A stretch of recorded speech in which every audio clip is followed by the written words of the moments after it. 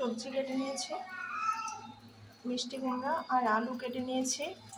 আর এখানে মাছটা ধুয়ে মাছের মাথাটার মধ্যে লবণ আর হলুদ মেখে নিয়েছি। এটা দিয়ে তরকারি রান্না করবো, মিষ্টি কুমড়ো সবজি দিয়ে মাছের মাথা দিয়ে একটা ঘাটা। কড়াইতে তেল গরম হওয়ার পরে মাছের মাথাটা দিয়ে দিয়েছি। মাছের মাথাটাকে ভেজে নেব, একটু ভালো করে ভেজে নেব।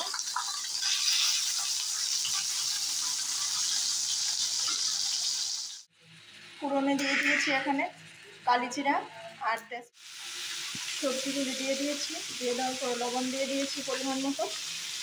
এখন দিয়ে দিচ্ছি হলুদ দিয়ে,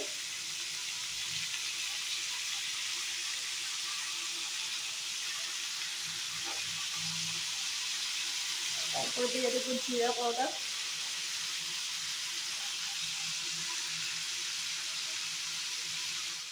আর দিয়ে দিয়েছি লাল কাশ্মীরি মরিচ এর গুঁড়ো। এখন নেড়ে ছেড়ে এটা কিছুক্ষণের জন্য ঢাকা দিয়ে দেবো। যখন একটু কালার এসে যাবে এগুলির মধ্যে, ভাজা ভাজা হয়ে যাবে, তখন ঝোল দিয়ে দেবো গরম করে রাখা জলটা।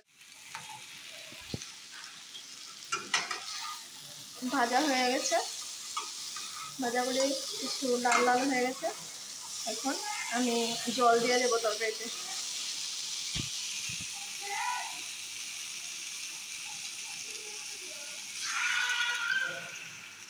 যে যার সবজিতে যতটুকু সবজি দেবেন তা অনুযায়ী জল দেবেন। আবার এটা ঢেকে দেব। তরকারির মধ্যে মাছের মাথাগুলি দিয়ে দিয়েছি। এখন তরকারিটা কিছুক্ষণ জাল হবে, জাল হওয়ার পরে আমার রান্নাটা হয়ে যাবে।